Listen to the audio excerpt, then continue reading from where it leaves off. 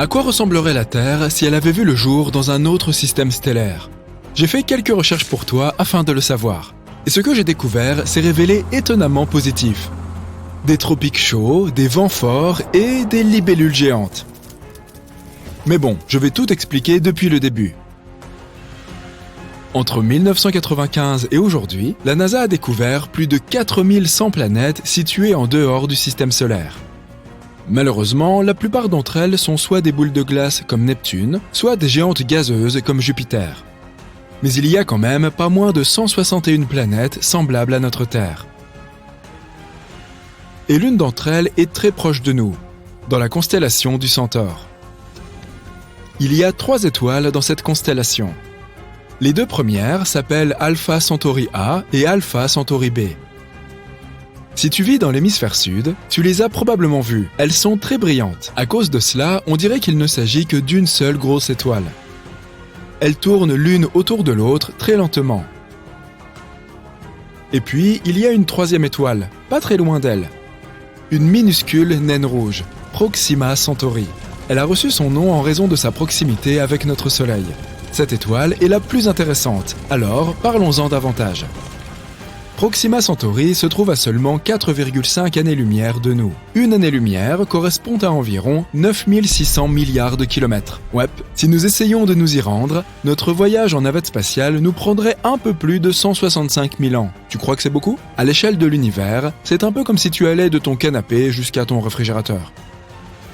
Proxima Centauri est beaucoup plus légère et beaucoup plus petite que le Soleil. Elle est aussi 2 fois plus froide que notre astre, avec une température de 3000 Kelvin.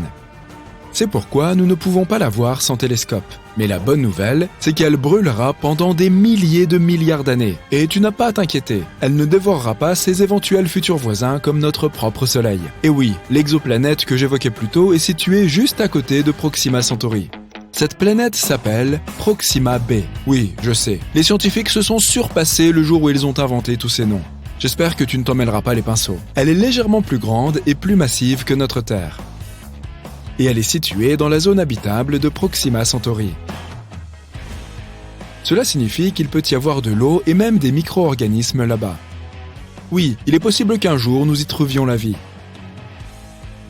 Mais pour l'instant, nous ne savons pas grand-chose de cette mystérieuse planète. C'est probablement une planète rocheuse, comme notre Terre, et elle doit donc avoir un paysage similaire. Mais ce n'est qu'une théorie. Qui sait quel genre de blingue l'univers est capable d'inventer? Ce serait dommage de faire un voyage de 165 000 ans juste pour tomber sur un gros morceau de glace ou quelque chose du même genre.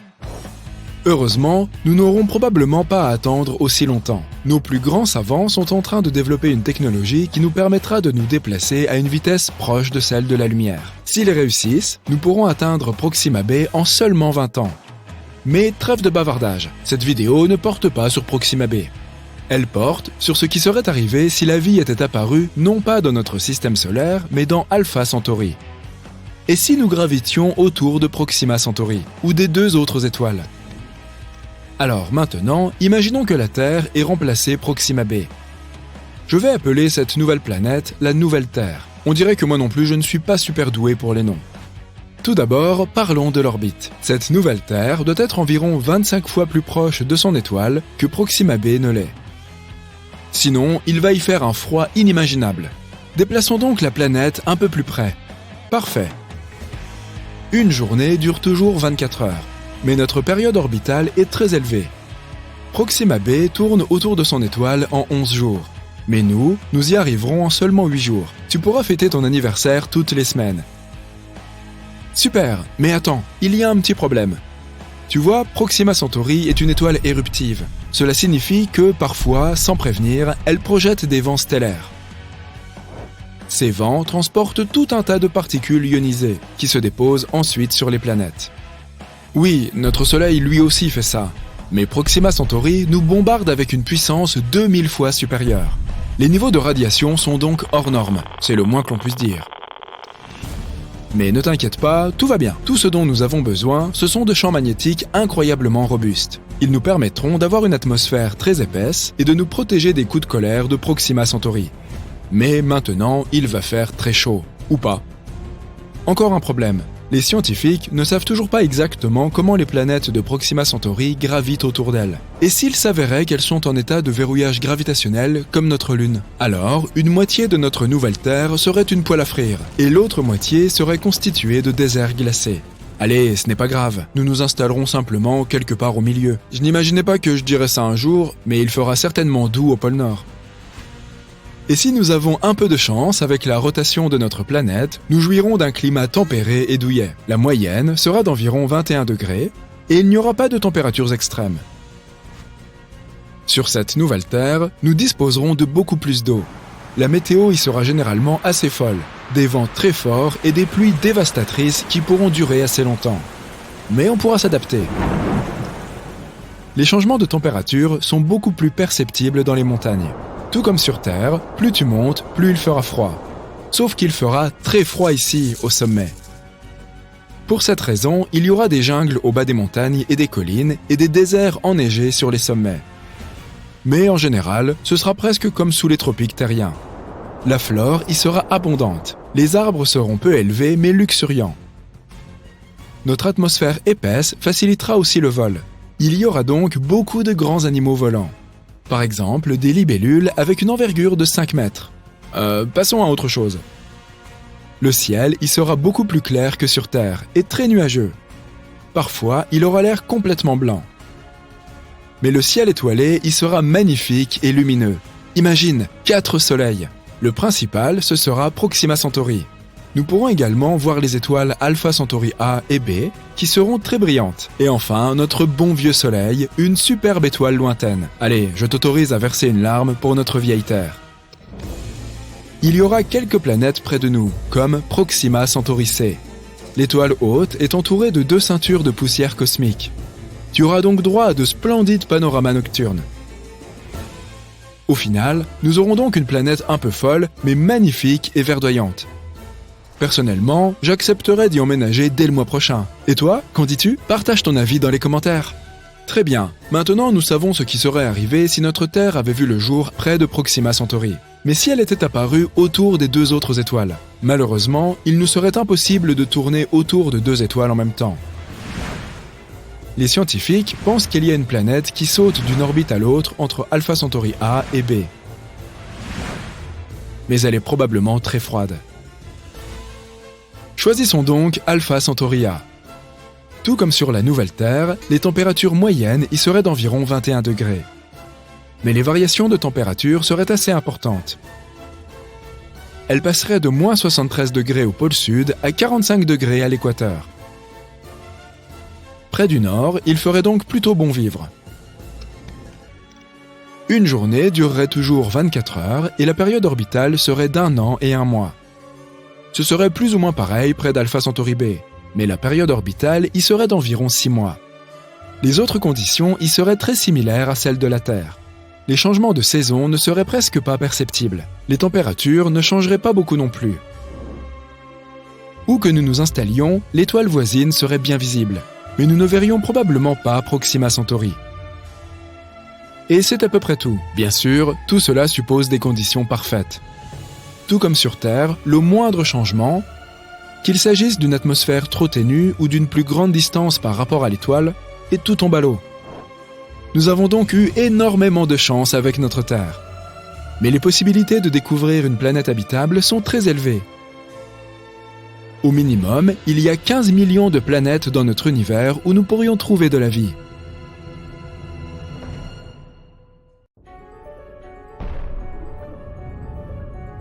Cela fait plus de 400 ans qu'il n'y a pas eu de supernova dans la Voie lactée. Nous avons donc beaucoup de retard. Voici donc les étoiles les plus susceptibles de faire boum si ce n'est déjà fait. En tête de liste, l'étoile Eta Carinae de l'hémisphère sud. Les lettres grecques précédant le nom d'une constellation indiquent le niveau de brillance d'une étoile dans cette dernière. En 1677, Sir Edmond Halley a enregistré Eta Carinae comme la 7e étoile la plus brillante de la constellation du Carène. Eta étant la 7e lettre de l'alphabet grec. Elle n'était peut-être pas si brillante pour Sir Edmond et ses contemporains au XVIIe siècle, mais les études modernes estiment qu'elle est 5 millions de fois plus lumineuse que notre Soleil. La luminosité est un terme technique utilisé par les astronomes. Il ne signifie pas seulement brillance, mais fait référence à l'énergie totale libérée à toutes les fréquences. Et Eta Carinae libère 5 millions de fois plus d'énergie que le Soleil. Véritable gros morceau de notre Voie lactée, Eta Carinae est 100 fois plus massive et 240 fois plus grande que notre Soleil nain jaune et blanc. De toute évidence, Eta Carinae est assez éloigné, environ 7500 années-lumière.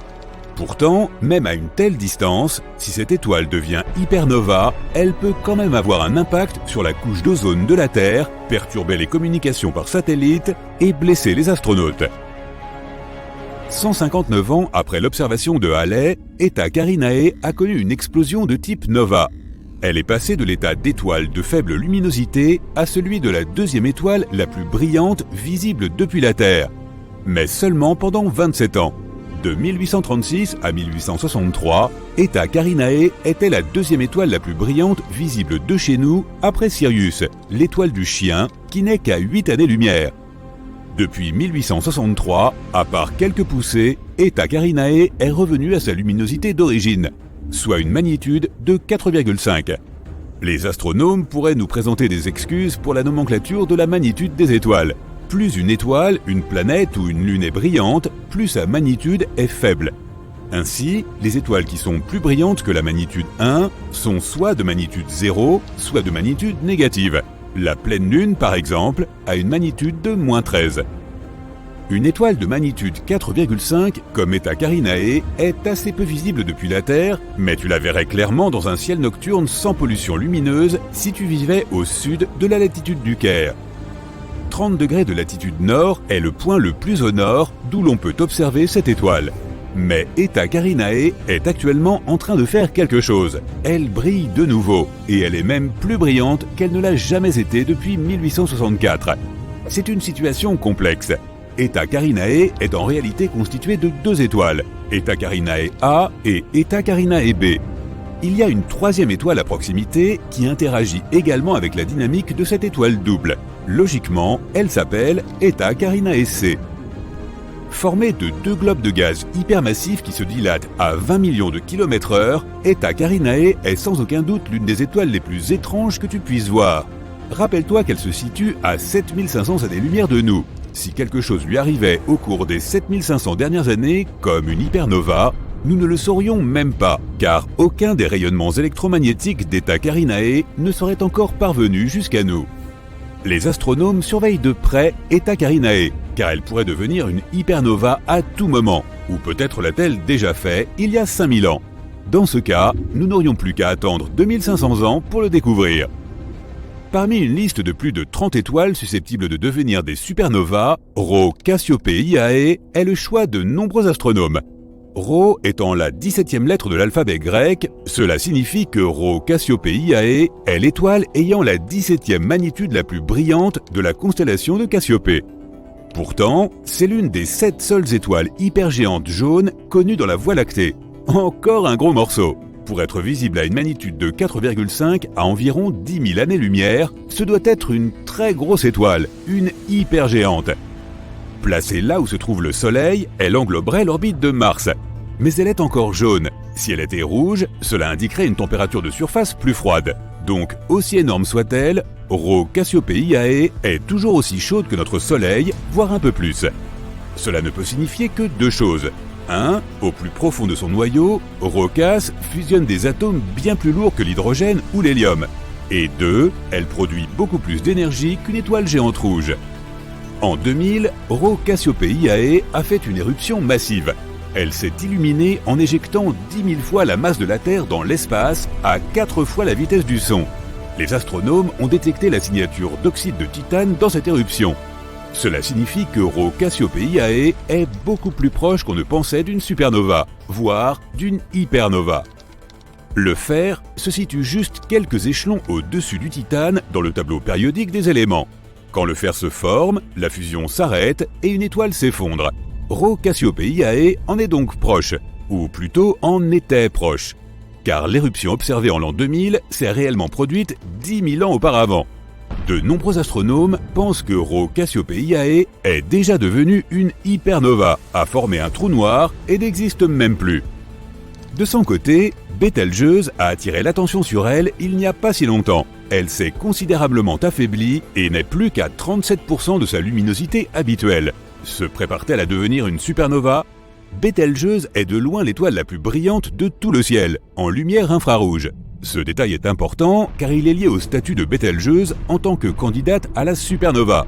Mais nous le verrons bientôt. Bételgeuse est également nommée Alpha Orionis, encore une désignation en lettres grecques. Nous devrions donc en conclure que Bételgeuse est l'étoile la plus brillante d'Orion, non ? Faux, c'est la deuxième étoile la plus brillante de sa constellation. C'est Rigel, ou Beta Orionis, l'étoile la plus brillante d'Orion. Ceci est dû au fait que Bételgeuse est classée comme une étoile variable semi-régulière. Son cycle de pulsation d'environ 400 jours modifie sa luminosité d'environ une magnitude complète, la faisant passer de bien plus brillante qu'une étoile de magnitude 1 à proche d'une étoile de magnitude 2.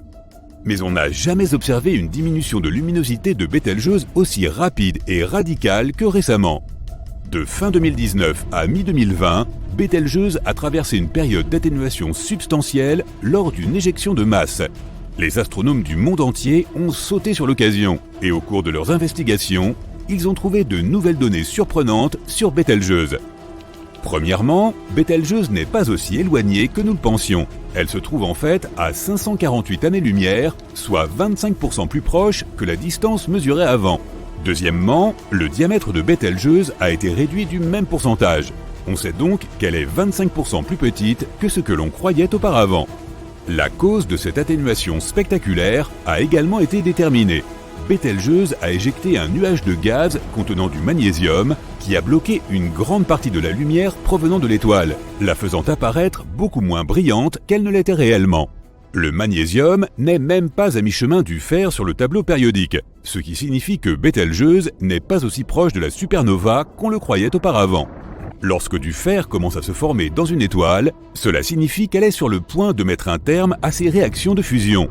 L'étape suivante est l'implosion, et nous n'en sommes pas encore là avec Bételgeuse.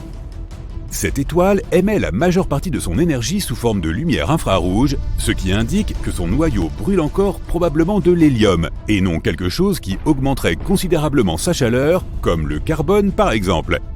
Bételgeuse deviendra donc une supernova, mais pas avant 100 000 ans. On peut donc le rayer de notre liste des supernovas pour le moment.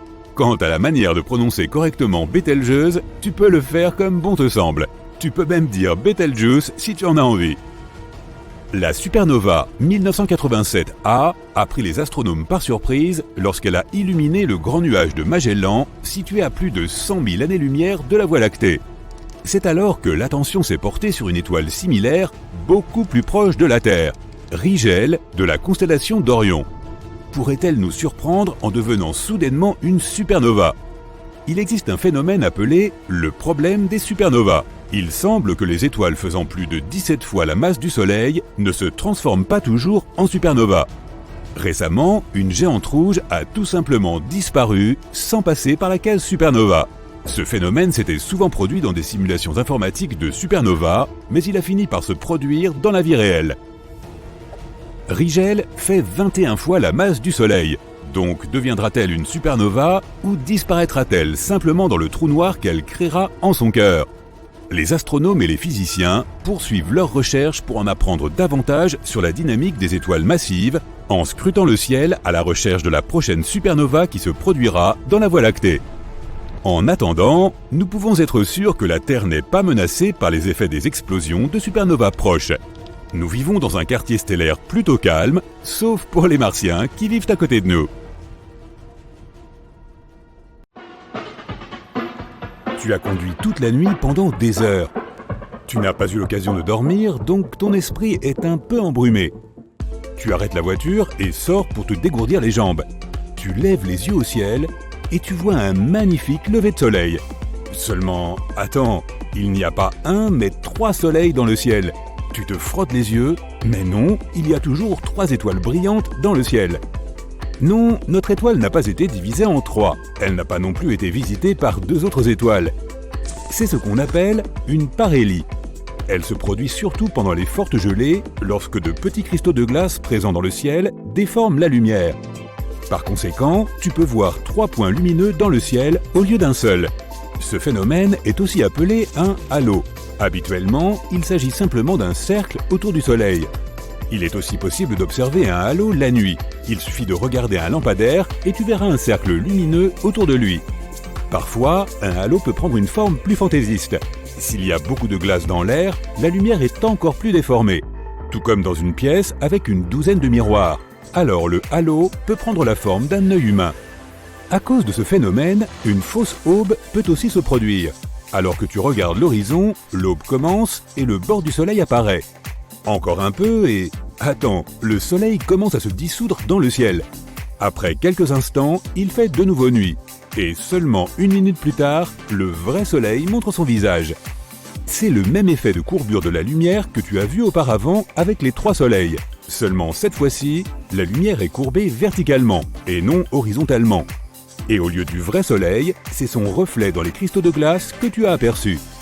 Un lever de soleil avec 3 étoiles à l'horizon peut être bien réel. Pas sur Terre, mais à 340 années-lumière de chez nous. Il existe un système stellaire au centre duquel se cache une étoile presque 2 fois plus grande que le Soleil. Et 2 petites étoiles sont en orbite autour de cette géante. De loin, elles ressemblent à des altères. Ce monde étrange abrite aussi une planète. Là-bas, les couchers et levées de soleil se produisent donc avec 3 étoiles. Si tu amenais ta moitié sur le banc d'un parc pour admirer le coucher de soleil, ici, ce serait très romantique. Tu es maintenant chez toi en train de regarder des vidéos sur YouTube au son d'un orage. Soudain, tu entends le bruit d'une fenêtre qui se brise et toutes les lumières de la maison s'éteignent. Tu vois une traînée de lumière bleu vive sous la porte de la pièce voisine. Tu ouvres la porte et tu vois une sphère d'éclairs de la taille d'un ballon de basket. Elle reste immobile, envoyant de temps en temps de petits éclairs sur les côtés. Après quelques instants, la sphère s'envole vers la fenêtre par laquelle elle est arrivée. Tu viens d'assister à de la foudre en boule. Un tel phénomène a été observé dans différentes parties du monde et à chaque fois, il a effrayé les témoins. En 1753, un marin expérimenté est monté sur le pont d'un navire. Il a regardé dehors et a vu une grosse boule de feu bleue au-dessus de l'eau. Les marins voulaient faire demi-tour pour rattraper cet orbe mystique, mais ils se déplaçaient trop vite. Et avant qu'ils ne puissent changer de cap, la boule s'est envolée vers le haut à une vitesse incroyable. Puis il y a eu une puissante explosion, de la force d'1 millier de canons, le souffle a brisé le haut du mât du navire et plusieurs marins ont été projetés en arrière par l'onde de choc. Au même instant, l'orbe a disparu, ne laissant derrière elle qu'une odeur inhabituelle de soufre. Un cas récent s'est produit en Europe de l'Est. Pendant un orage, une boule de foudre a volé dans la maison d'une femme. La femme est restée immobile et la boule bleue a volé juste au-dessus de sa tête. La foudre s'est ensuite déchargée dans les fils électriques à l'intérieur du mur et a disparu. Mais malgré les déclarations de témoins oculaires, la foudre en boule reste un phénomène non confirmé. Et même s'il existe dans la réalité, on ne sait pas expliquer comment il apparaît. Certains scientifiques ont même réussi à créer des boules de foudre en laboratoire. Mais ces sphères n'étaient pas stables et elles ne ressemblaient en rien à ce que les témoins oculaires ont décrit. Continuons. Ce nuage ressemble à un dinosaure. Et celui-ci ressemble à un chat. Et celui-là, waouh, on dirait que ces nuages sont en train de tomber. Ah non, ce ne sont que des nuages de type Mammatus. Leur forme les fait ressembler à des morceaux de nuages sur le point de s'écraser sur le sol. Cela ne devrait pas arriver, mais tu ferais mieux de chercher un abri quand même. De tels nuages sont le signe de l'arrivée d'un orage violent. Il faut beaucoup d'air humide, avec des cristaux de glace en haut et de l'air sec en bas, pour créer de tels nuages. Ensuite, des courants d'air verticaux apparaissent entre ces couches, et ces courants font que les nuages prennent la forme d'un cerveau humain. Ce nuage géant ressemble à un dôme qui va recouvrir une ville entière. En fait, c'est exactement ce qui se passe. Un énorme nuage recouvre une grande zone et y déverse ensuite une pluie abondante. Parfois, l'extrémité d'un tel nuage prend une forme bizarre, comme sur ces photos. Celui-ci ressemble plutôt à des spaghettis géants, ou même à des vers gigantesques. On peut souvent observer ce phénomène en Australie et on l'appelle « Morning Glory ». Il se produit parce qu'un vent fort enroule des parties du nuage des 2 côtés. Et alors, l'énorme pâte nuageuse se divise en bandes épaisses. Parfois, tu peux voir dans le ciel des nuages composés d'oiseaux. Waouh! Celui-ci se déplace rapidement et change de forme. Il devient plus transparent, puis plus dense et plus sombre à nouveau. Les oiseaux semblent participer à une sorte de danse, mais ils ne le font pas pour la beauté du spectacle ou pour les foules rassemblées en bas. Ils le font pour se protéger. Lorsque les oiseaux se regroupent en une telle nuée, ils intimident les oiseaux de proie. Un aigle ou un faucon aurait du mal à choisir une seule cible parmi le nombre infini d'oiseaux. Et ils se déplacent rapidement, se couvrant les uns les autres. Les poissons se serrent les uns contre les autres en banc de la même manière. Un tel nuage pourrait effrayer un prédateur affamé. Pour le phénomène inhabituel suivant, il faut regarder la Terre depuis le ciel la nuit. Dirigeons-nous vers le Turkménistan, il y a un grand désert ici, le Karakoum, et il y fait complètement noir. Sauf en un point, c'est un grand rond qui brille d'une lumière orange vif, le cratère de Darvaza. Et on dirait un brûleur à gaz géant. Il y a des années, des géologues ont trouvé du gaz ici, et ils ont commencé à l'exploiter. Mais lorsqu'ils ont creusé, ils sont tombés sur une cavité souterraine. La cavité s'est effondrée et a formé un cratère. Il est aussi large que la moitié d'un terrain de foot, et aussi profond qu'un immeuble de 5 étages. Du gaz a commencé à sortir des fissures du cratère, et comme les animaux paissaient souvent près de cet endroit, le gaz pouvait être dangereux pour eux. Les géologues ont alors décidé de mettre le feu à ces flux de gaz pour en épuiser la source. Une seule étincelle et le cratère s'est empli de colonnes de feu de 10 mètres de haut. Les géologues pensaient que le feu s'éteindrait au bout d'un jour ou deux. Mais si tu viens ici maintenant, tu verras que cette porte des enfers brûle toujours, et cela dure depuis presque 50 ans. En 2013, un homme est descendu au fond du cratère brûlant pour la première fois. Il a recueilli de nombreux échantillons et les scientifiques ont pu trouver des bactéries que l'on trouve nulle part ailleurs sur Terre. Elles sont tout à fait à l'aise au fond de cette poêle à frire éternelle. Un autre phénomène mystique peut être observé dans le désert, une cascade de sable. Lorsque le vent charrie beaucoup de sable au bord du canyon, il commence à tomber. Maintenant, amplifie cet effet 100 fois et tu obtiens une cascade de sable en Arabie Saoudite. Comme les chutes du Niagara, sauf qu'il n'y a pas une goutte d'eau. Les habitants affirment que ce phénomène est le signe d'une tempête de sable imminente. Le dernier phénomène ne peut être vu qu'en hiver.